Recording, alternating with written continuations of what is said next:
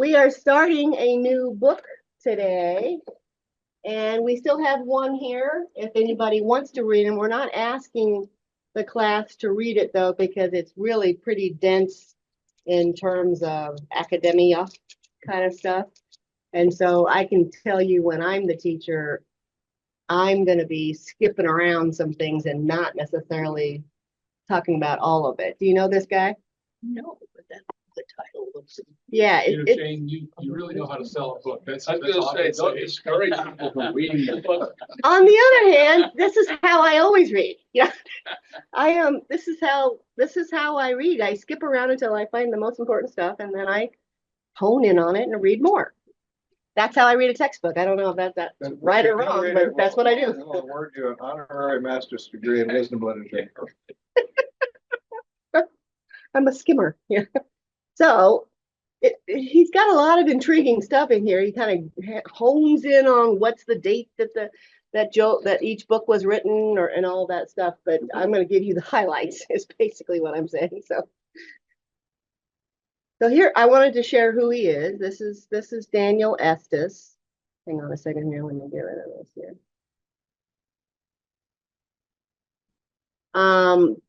PhD from the University of Cambridge. He mostly does the Old Testament. I read that somewhere too. So he's only written 2 books, this one and one other. And what his goal was he wanted to span the distance between eager students, and he included pastors and lay students, kind of a thing, we've been introduced to these poetical books. He calls these wisdom books the poetical books of the Bible. But then he wants to expand our universe and show us the rich resources in scholarly literature. So he really does go through a lot of commentaries, and he has lots and lots of references. So if you're a researcher, I'm looking around going, you guys all like this part of studying, and he really does his job of showing his references. And so what are the poetical books? We're talking about Job today. And so he talks about Job and Ecclesiastes probe the perennial problem of evil and significance. The Song of Songs or Song of Solomon, in some books, and obviously our particular tradition doesn't even have that. So we haven't studied it much in our religion. It's going to be interesting.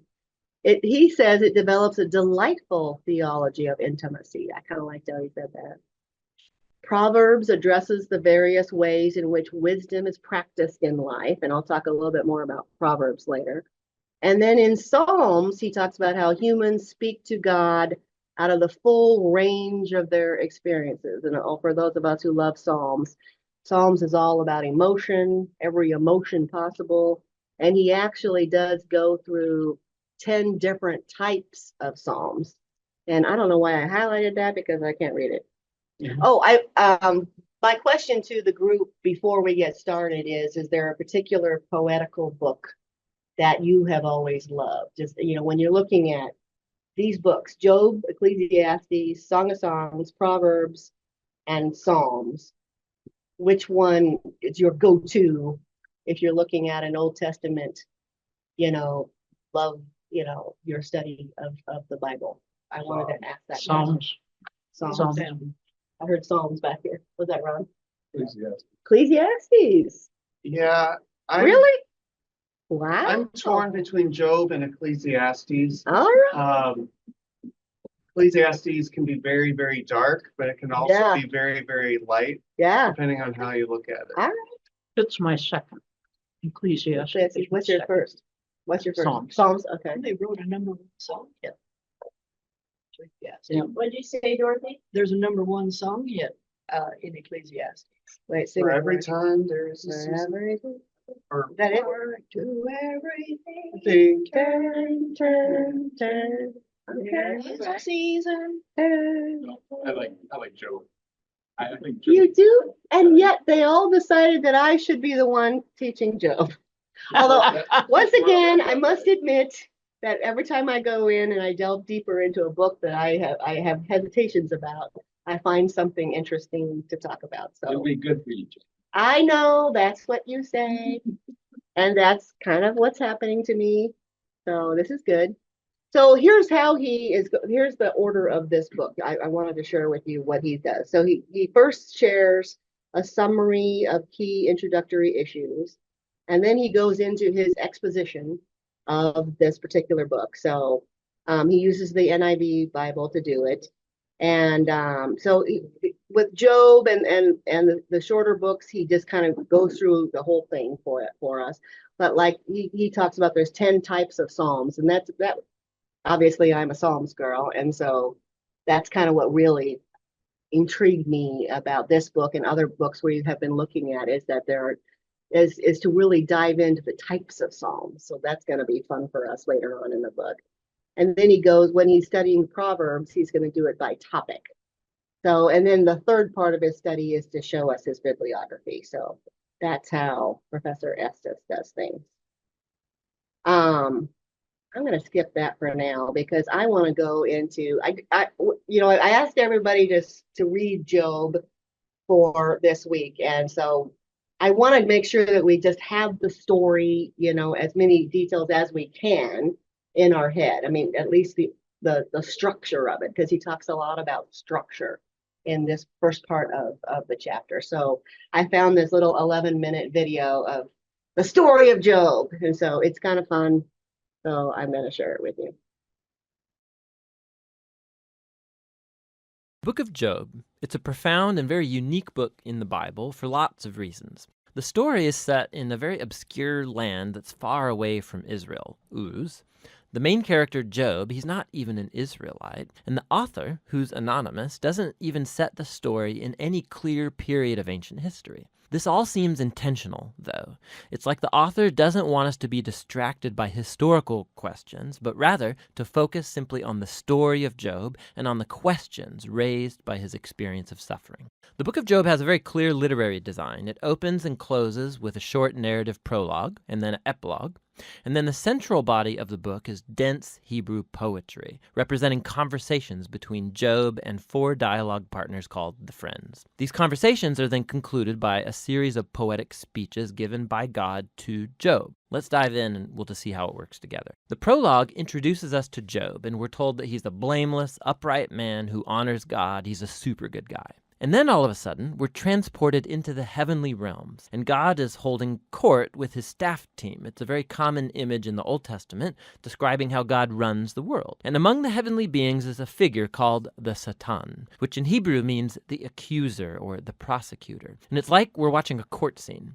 God presents Job as a truly righteous man, and then the accuser challenges God's policy of rewarding righteous people like Job. He says, the only reason Job obeys you is because you bless him with prosperity. Let Job suffer, then we'll see how righteous he actually is. And then God agrees to let the accuser inflict suffering on Job. Now, it's at this point in the story that most of us go, what? Why did God do that? And then we assume that this book is going to answer that question, why God allows good people to suffer. But as you read on, the book doesn't answer that question. Nothing in the book ever answers that question. The prologue is setting up the real questions this book is trying to get at. Questions about God's justice and whether God operates the universe according to the strict principle of justice. And the response to those questions comes as you read through to the end of the book, not at the beginning. The ultimate reason for Job's suffering is simply never revealed. So the prologue concludes with a suffering and bewildered Job who's rebuked by his wife, and he's approached by 3 friends who are going to try and provide wisdom and counsel. Their names are Eliphaz, the Temanite, Bildad, the Shuhite, and Zophar, the Naamathite. They're all non-Israelites like Job. And they represent the best of ancient Near Eastern thinking about God and suffering and the human condition, and this moves us into the main part of the book. First, Job speaks. And this is how this section of the book works. First, Job is going to speak, and then they'll follow a response from a friend. Then Job will respond to that friend. Then another friend will respond to Job's response, and so on back and forth for 3 cycles. And this whole debate is focused on 3 questions. Is God truly just in character? And does God run the universe on the strict principle of justice? And if so, then how is Job's suffering to be explained? As we're going to see, Job and the friends, they're working from a huge assumption about what God's justice ought to look like in the world. Namely, that every single thing that happens in the universe should operate according to the strict principle of justice. So if you're a wise, good person and you honor God, good things will happen to you. God will reward you. But if you're evil and stupid and do sinful things, bad things will happen to you. God will punish you. Now, Job's constant argument throughout his speeches is this. First of all, that he's innocent, and so the implication of that is that his suffering is not a divine punishment. Now, we know from the prologue, both of these things are true. Remember, God himself said, Job is righteous and blameless. And so Job concludes his argument by accusing God. God either doesn't run the world according to justice, or even worse, God himself is simply unjust. The friends, on the other hand, they beg to differ. Their argument is that God is just, the implication being that God always runs the world according to justice in this way, and so they conclude by accusing not God, but Job. Job must have done something really, really bad for God to punish him like this. They even start making up possible sins that Job must have committed. Job protests to all of this. In fact, he gets so fed up with the friends that he eventually just gives up on them. He takes up his case directly with God. Now, something to be aware of is that Job, he's on an emotional roller coaster in these poems. He used to think that God is just, but now he can't reconcile that with his suffering. And so in some outbursts, Job, he'll accuse God of being a bully. Once he even declares that God has orchestrated all the injustice in the world. But the moment he utters that thought, he's terrified of it because he wants to hope and believe that God is truly just. Job is all over the place in this section. And so he makes one last statement of his innocence, and then he demands that God show up personally to explain himself. Now, it's at this point that a surprise friend shows up, Elihu the Buzite. Now, he's not an Israelite, but he does have a Hebrew name. And Elihu, he has the same assumption as Job and the friends. He argues that God is just, and that implies that God always operates the universe according to justice. But then Elihu draws a more sophisticated conclusion about why good people suffer. It may not be punishment for sin in the past. God might inflict suffering as a warning to help people avoid sin in the future. Or God might use pain and suffering to build character or to teach people valuable lessons. Elihu doesn't claim to know why Job is suffering, but one thing he is certain of. Job is wrong to accuse God of being unjust. Job doesn't even respond to Elihu, and the dialogues come to a close. It's like the wisdom of the ancients has been spent, and the mystery remains. And then, all of a sudden, God shows up in a whirlwind, and he responds to Job personally. He first responds to Job's accusation that he's unjust and incompetent at running the universe. So God takes Job on a virtual tour of the universe, and he starts asking him all these questions about the order and origins of the cosmos. Was Job ever around when God architected the earth or organized the constellations? Has Job ever commanded the sunrise or controlled the weather? God has his eyes on all of these cosmic details that Job has never even conceived of. Then God starts going into detail describing the grazing habits of mountain goats and how deer give birth, or the feeding patterns of lions and wild donkeys. What's the point of all this? Remember the assumption of Job and his friends about what it looks like for God to run the world according to justice. Underneath that assumption is a deeper one, that Job and his friends have a wide enough perspective on life to make such a claim about how God ought to run the world. And God's response with this virtual tour, it deconstructs all of these assumptions. It first of all shows that the universe is a vast, complex place, and that God has his eyes on all of it, every detail. Job, on the other hand, has only the small horizon of his life experience to draw from. His view of the world is very limited.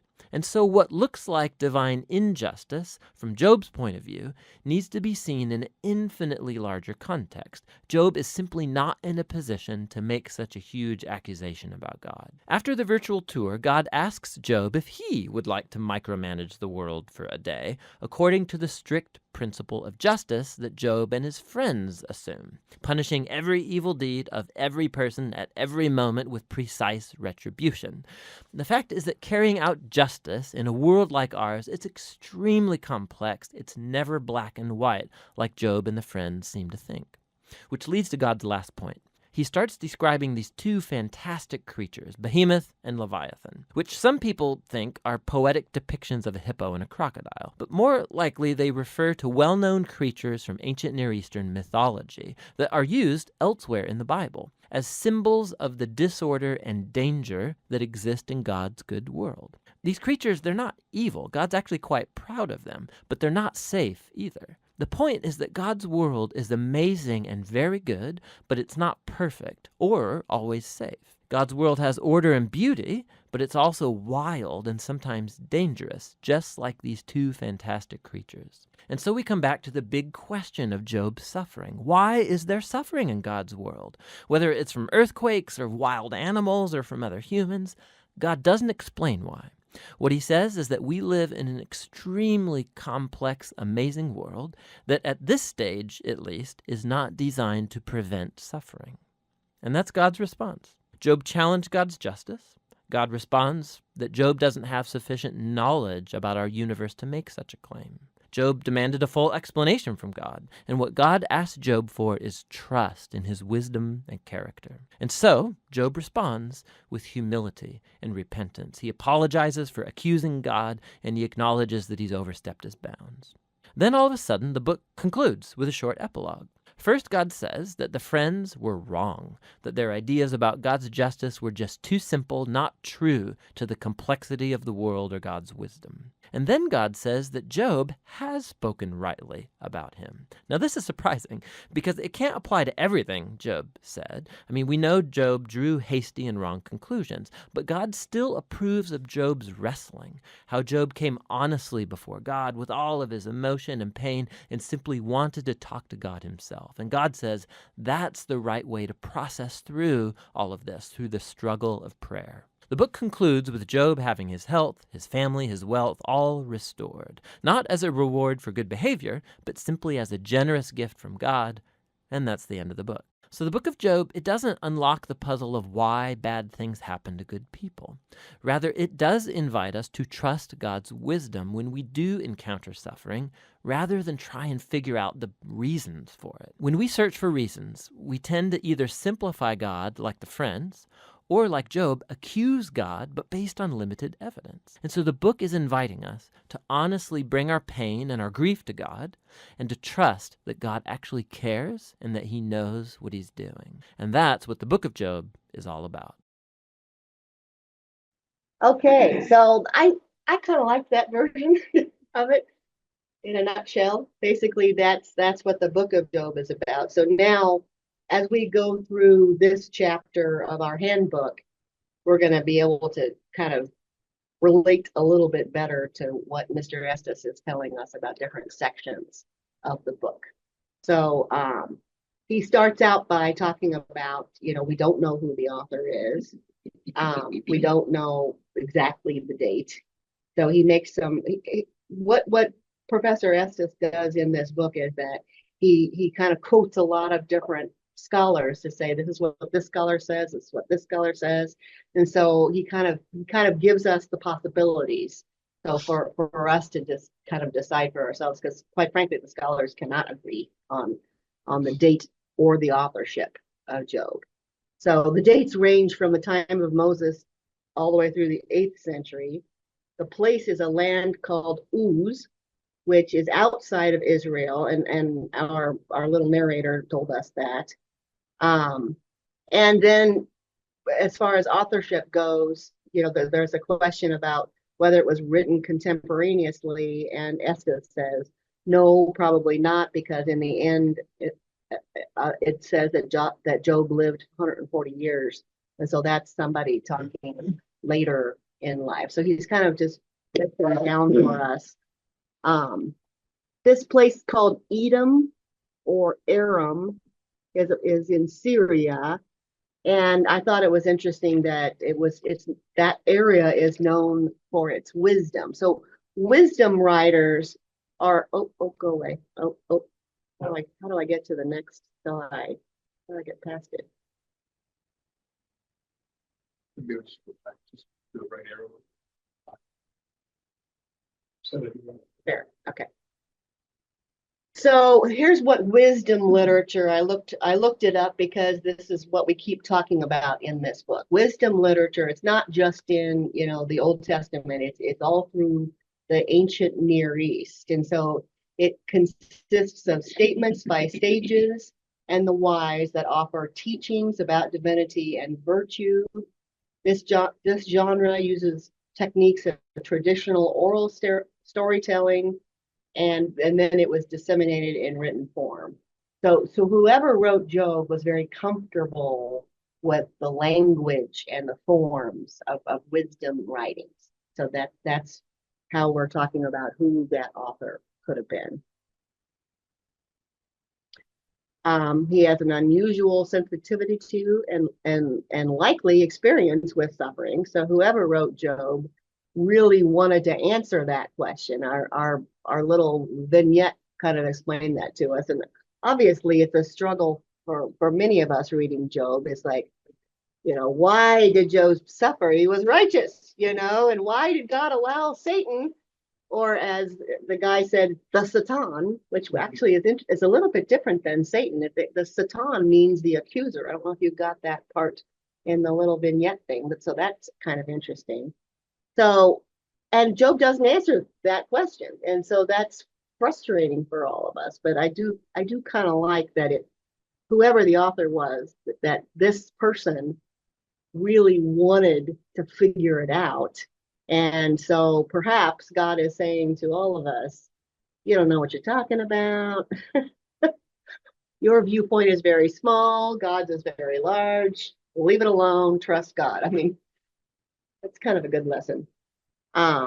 This author is fascinated with life, troubled as it is. And so it's a really, Estes talks about how beautifully written this book is. This is one reason why we all have an answer for which of the wisdom books we like best, because it's the language in these books that we love so much. I really think it's poetic is what it is. And so that's part of it. So here are just some possibilities that our author comes up. But was it Moses? Probably not. It doesn't resemble much of the Pentateuch, the first 5 books of the Bible. So he thinks, nah, maybe not. It could be Solomon, just because it was Solomon the wise. So some scholars have said that. But another possibility, it is an allegory meant to teach that the Mosaic covenant was no longer valid for Israel. So those 3 friends that come into our story like that, and even the 4th surprise friend comes in and is trying to understand the old ways of Mosaic law, and God is saying, no, you don't understand. It's God, understanding God, and we've said it many, many times in our classes, is that we have a very limited knowledge. We're never going to understand God. It's okay, we can try, but we're gonna probably not have the knowledge even to the end of our days. So, and then he also says that it was written at the same time as Lamentations, and that was about the suffering of the fall of Jerusalem.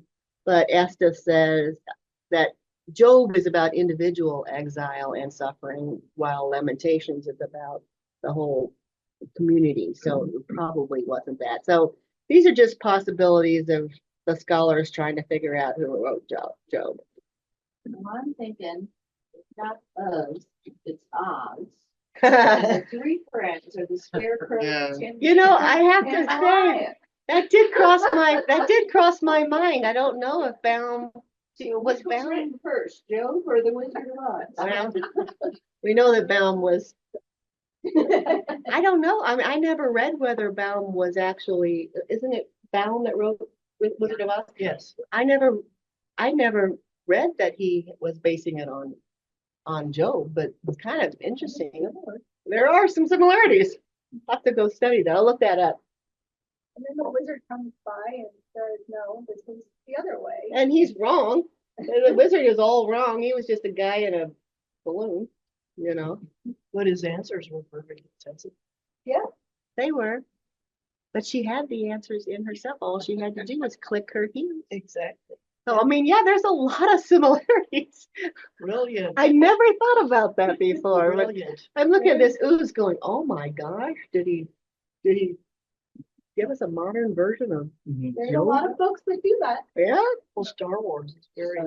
Oh yeah, Star Wars is very biblical.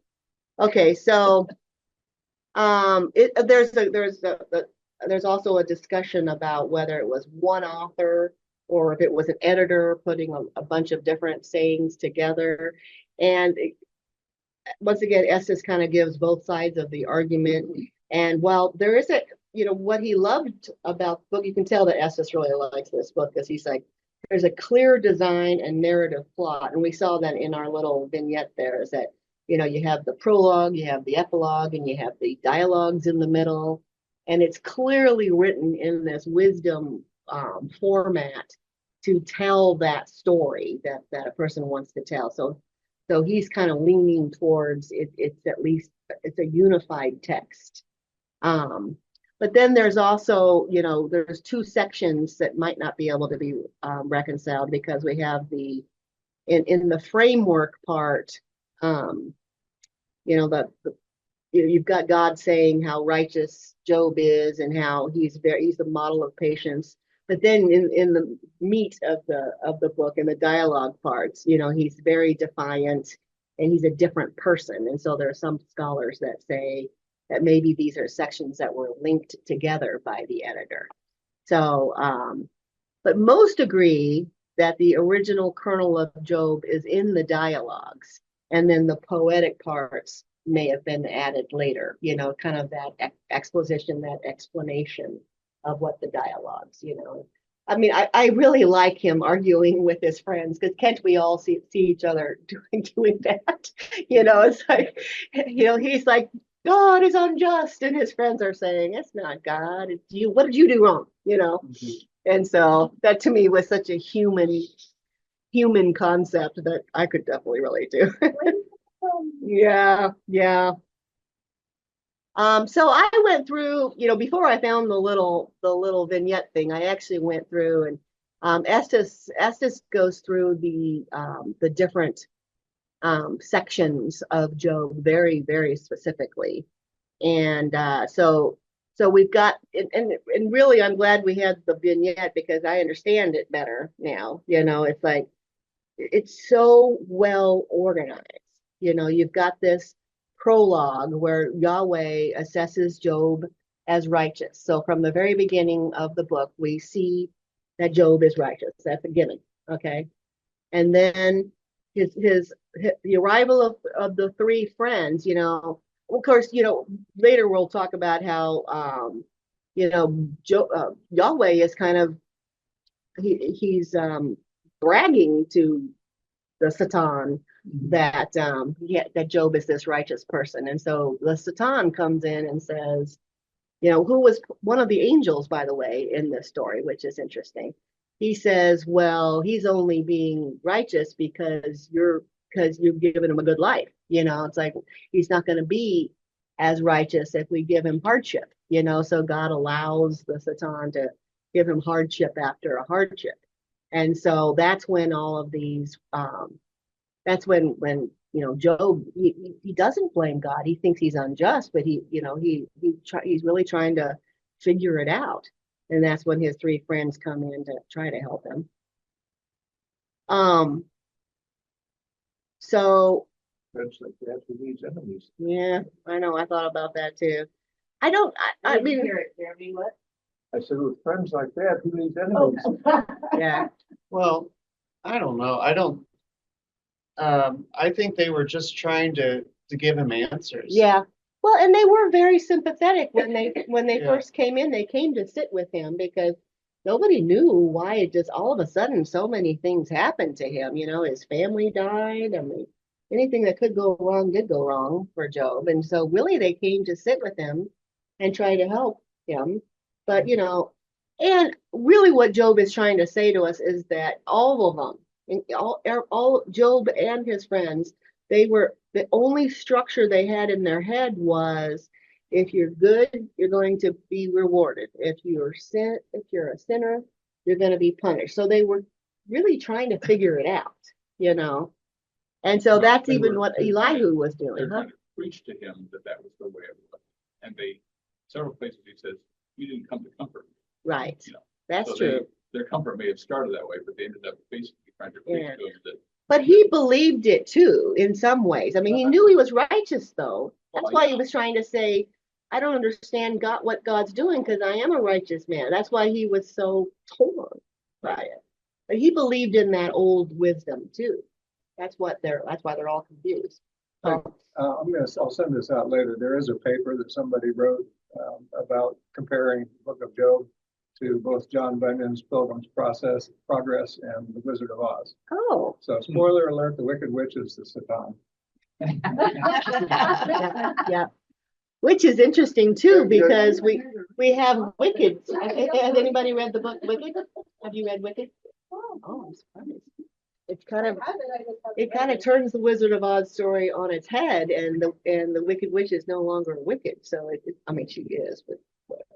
If you You hear know, her it's story. kind of like the friends of Job is, at first they're like, yeah, it's okay, you know, it's not your fault. And then after a while, they're like, okay, we're tired of you moaning and groaning. Get over it. Let's move on. At Well, first they're there to comfort, and then they're just there to be like, yo. Yeah, you must have done something. You must have done something wrong, is what they're trying to say. And I mean, I'm often reminded of, kind of the Jewish tradition of, our author talks about debate and it had to be a fascinating time period because it really was them sitting around and this is what their thought processes were. Let's look at the world and figure out what God is doing for us. They were so much more focused than we are sometimes in our busy lives, and so they really were trying to help them figure it out. They just didn't have the tools to figure out what was going on. And that's why Job has always bothered me, because it was God kind of sort of tricking him, and it's like, well, why'd you do that? I just thought it was mean of God to. I think you're being generous. Say that they were trying to help him figure it out. I think they were accusing him. Well, yeah, but that's all that they knew. Well, it's kind of. I think there are parallels today too.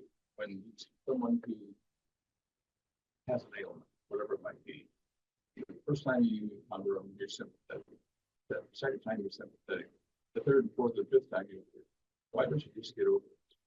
And you start telling them what they ought to be doing to cure the problem. And I think that's the role of the Okay. friendship. I think they just got, whoever said earlier that they got tired of just complaining. Yeah. I think that's exactly what happened. Yeah. We tend not to be sympathetic long term. All right. That's human nature, right? We're trying to blame the victim too. We blame the victim, and we also, nowadays, it's like, well, you haven't tried this herbal supplement. You haven't tried this, or essential oil. You're eating too many bad things. Well, no, sometimes bad things happen. That is fair. That is a fair criticism of even who we are now, Well, I don't know if this will get addressed in your presentation, but I had heard that the book of Job is in part refuting some of the wisdom in Proverbs.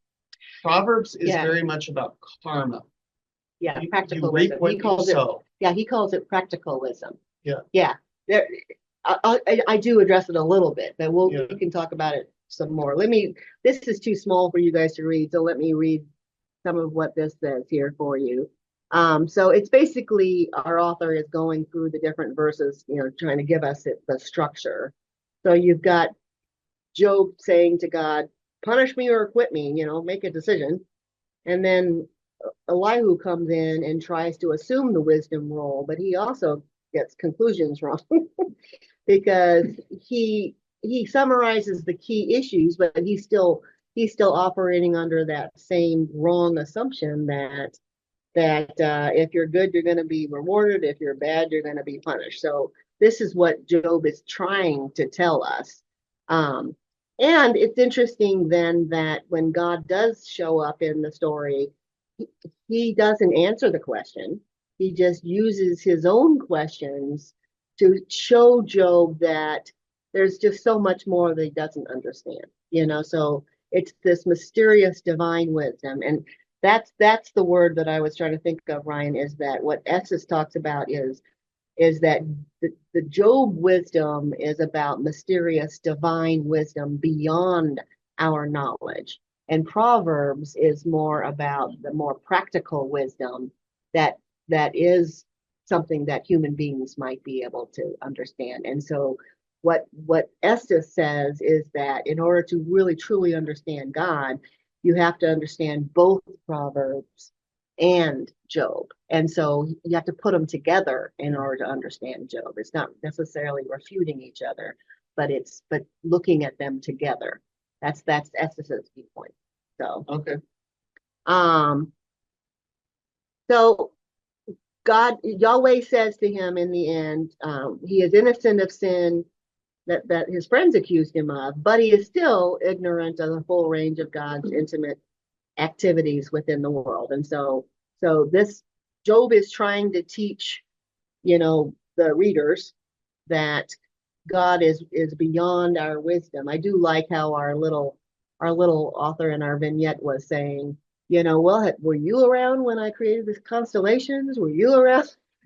It's like, okay, you be the judge of everything all at once in the world and see how good you are at punishing everybody. I mean, it just kind of is humbling as a human being to say, yeah, it's a lot more complex than just say, why is there suffering? It's like God is saying, no, there's suffering. It's a wild world. We've got Behemoth and Leviathan in the world. I thought was kind of fascinating.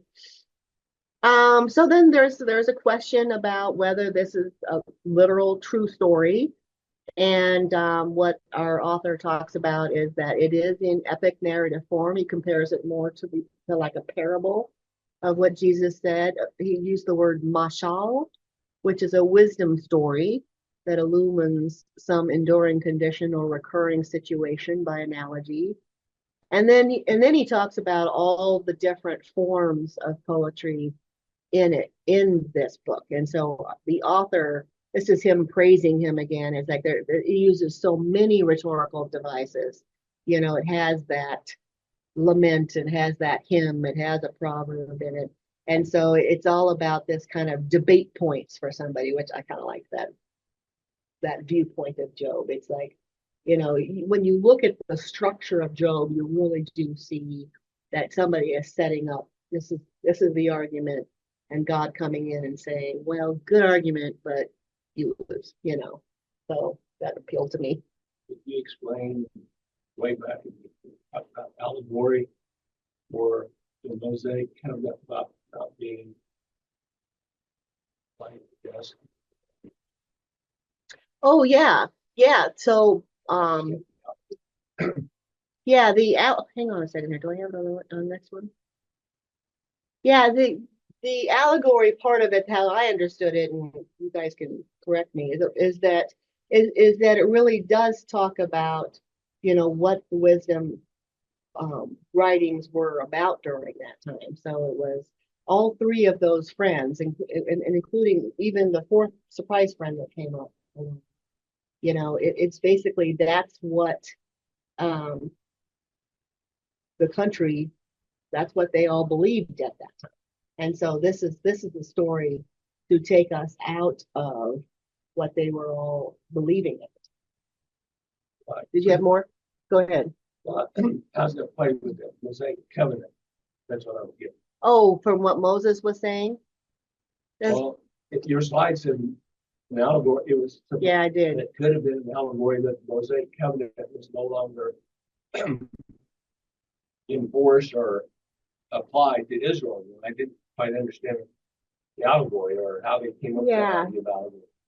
Okay, here's my understanding of it, and don't take my word for it. I want you guys to refute me in the debate.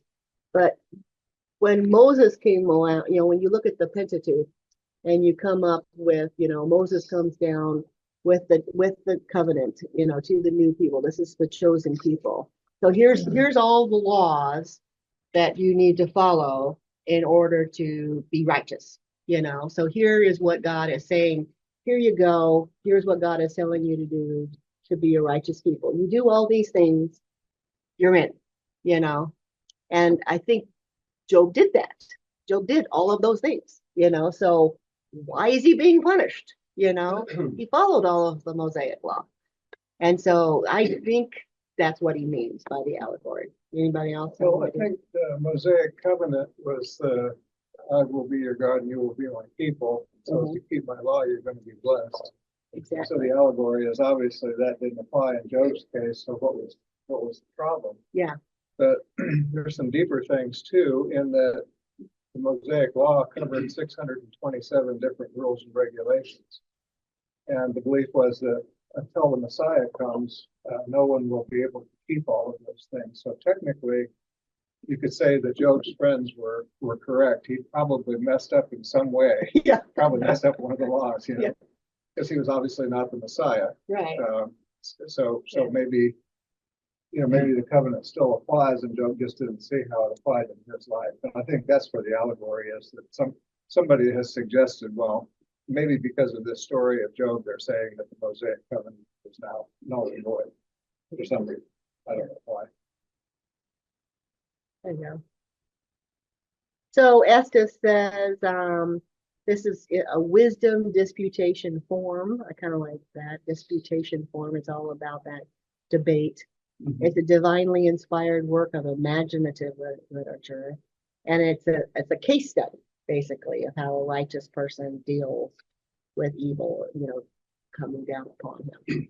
So it's interesting that he says it's divinely inspired. I guess I've been thinking this sounds like philosophical argument that some person came up with in writing the book of Job.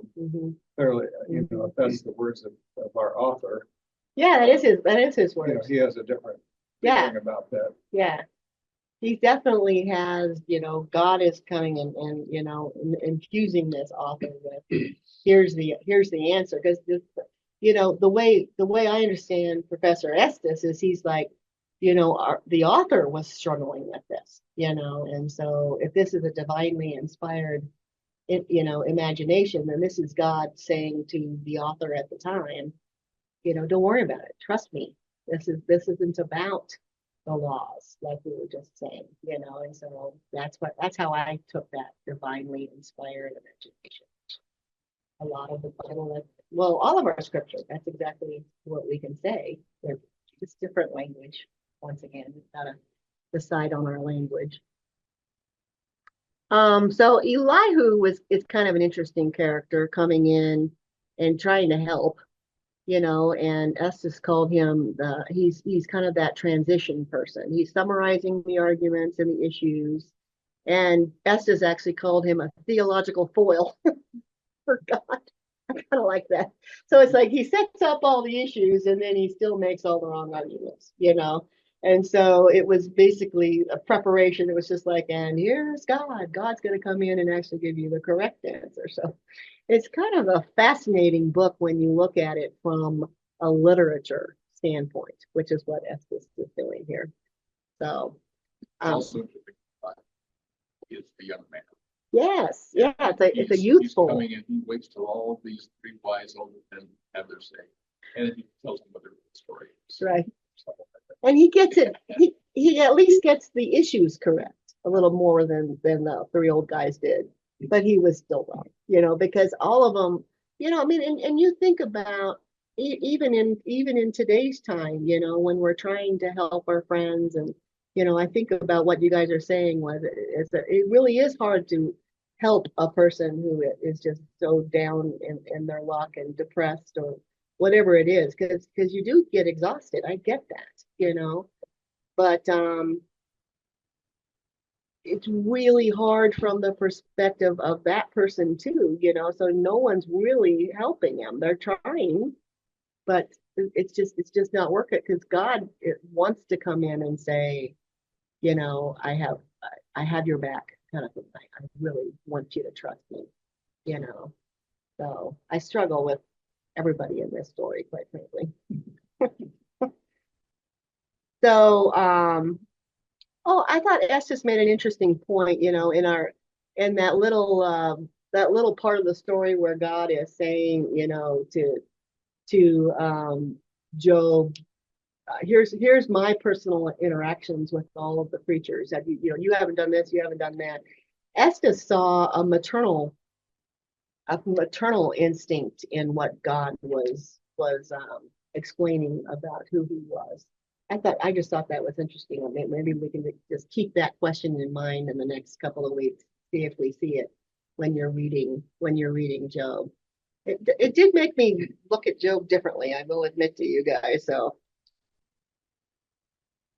what is the purpose? Estes asked us, what's the purpose of Job? There's several possibilities. It's to challenge the mistaken assumption that personal sin is always the cause of suffering. That's a given that we've all seen before. God's friends limited God to predetermined actions, retribution for man's folly and sin. It also explores the human limitations in probing the issue of divine justice.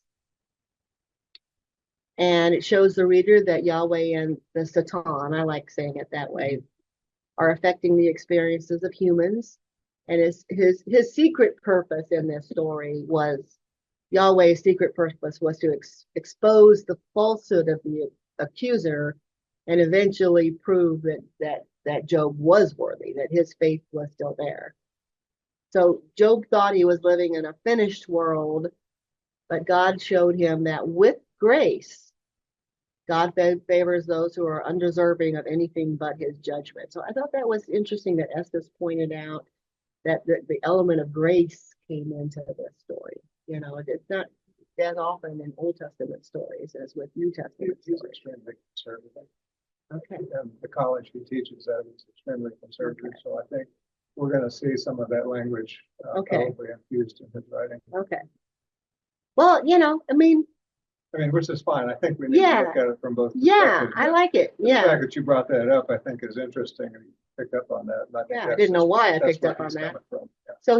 So what you think because of his viewpoints, he's taking the grace that we all learn in the New Testament and he's infusing it into Job. Yeah. Okay. Yeah. Well, and honestly, God does say to Job, just trust me, and so It's I kind can of get like we there. talked about Yeah. the early church doing that with the Old Testament, trying to put, Yeah. some of their New Testament Yeah. concepts back into the Yeah. Old Testament writing. Yeah. Okay. I think it's just, we take our perspective and I like that. we have it. Yeah. Okay. Now, I'm curious, Paul, do you think that grace is a purely New Testament concept, or was grace in the Hebrew scriptures, was there a concept of grace? Not that I'm aware of. I'd have to do a little work on that and see if I could find something for you. But I think the term is pretty much New Testament, especially with Paul, the writings of Paul. Okay. And remember from our studies that all the way up until Martin Luther, because that was kind of one of the big things for Martin Luther is grace versus works. That has been a debate even in Christianity for years and years. So it's never been really decided, what the Bible says about it. There's kind of this push and pull about we have both. We have grace. You're saved by grace, or do you do the work? And our religion has always said it's both. It's okay to have both, but that has always been a struggle. So Job, in the end, places his life in God's hands, and it's a clear admission that resolution lies outside the realm of human understanding. That's a pretty important point. So other purposes of this book is what is the nature of God? What is the nature of Job? That Yahweh is free and beyond human comprehension. Estes talks about that a lot. The unpredictable intervention of God is an essential aspect of his rule I found that one kind of interesting statement. Here's a quick answer for Brian. So, Okay. so in the Old Testament, when they speak of people receiving God's favor, that's considered to be grace. Genesis 6:8, and I don't know which translation this is from, but Noah found grace in the eyes of the. Okay, so I guess yes. You know what the most popular girl's name was in the Washburn Rural graduating class this year? Right? Just saying. Interesting. I thought you were going to say Dorothy. You know what my middle name is?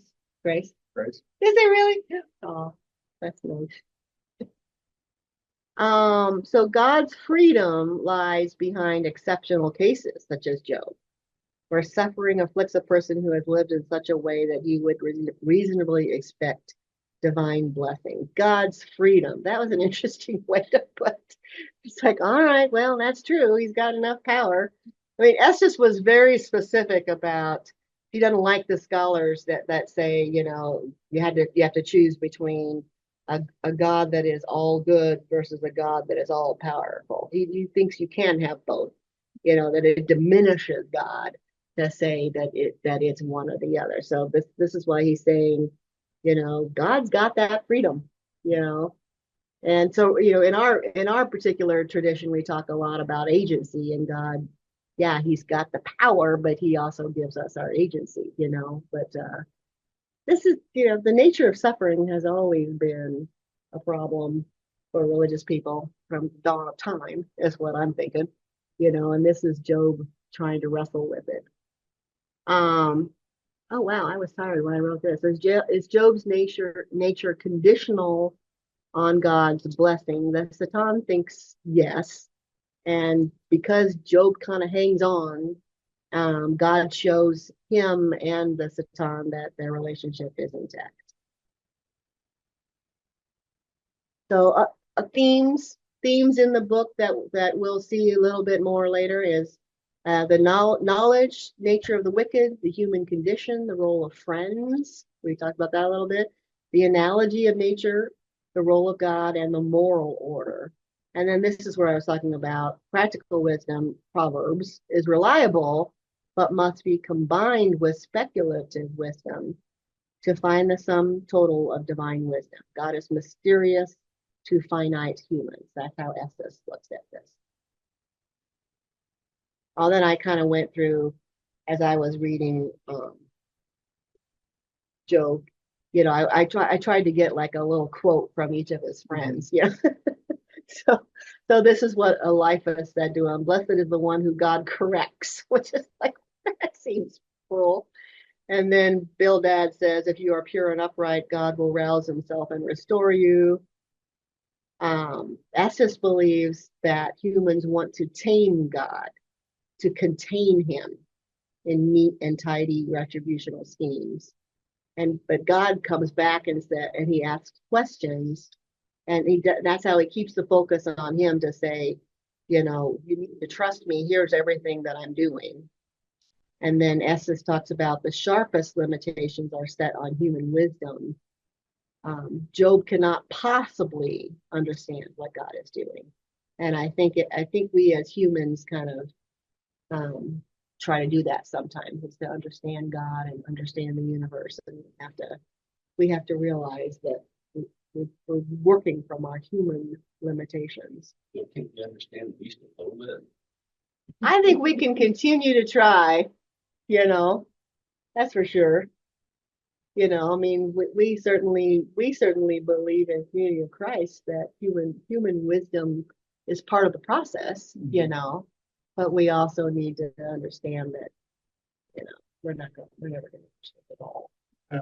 And then we get into definitions of faith, and there's a popular definition of faith that you believe something despite no evidence. Yeah. There's no evidence, but I'm going to believe anyway. Why? Because Yeah. you're an idiot? I mean, Yeah. honestly. I actually have to say that's my response too. It's like, But can you do a little research? Yeah. You know? Yeah. Yeah. But I think faith has enough evidence Yeah. that there is trust built. And Well, then, and I don't know about you guys, but anybody who has an atheist friend, I have an atheist friend that we laugh all the time because he says there's no evidence. And I'm like, okay, I mean, here I am, the lawyer. He's right. I mean, there's the Bible that I believe in. There's, our scriptures that I believe in. But it does come down to faith. I agree. There are some things that aren't going to have evidence.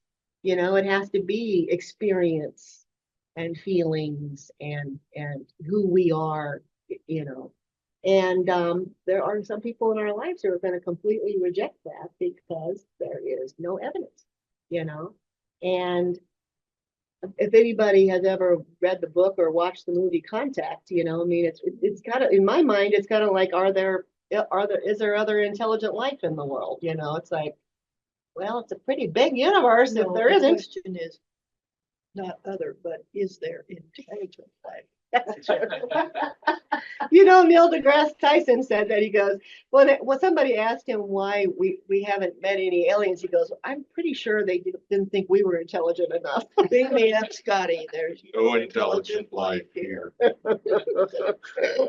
used to have a teacher. You never know. You never know. So themes in the book. I'm almost done here.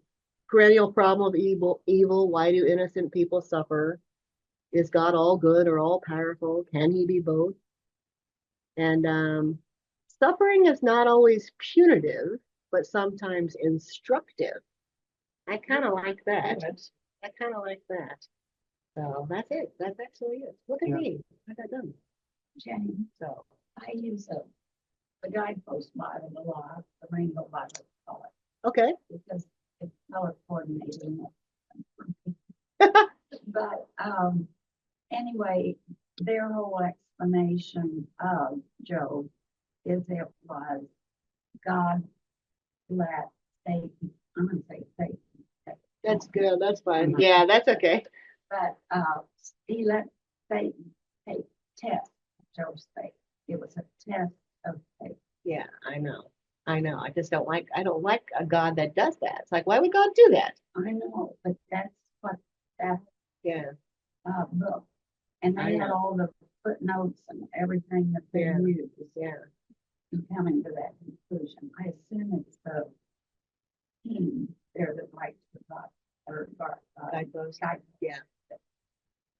Well, I mean, obviously Job has been a controversial book for that very reason, Mhm. And the reason why I keep saying the Satan is that both Estes and this narrator guy pronounces it that way because in the Hebrew language, the Satan actually just means the accuser.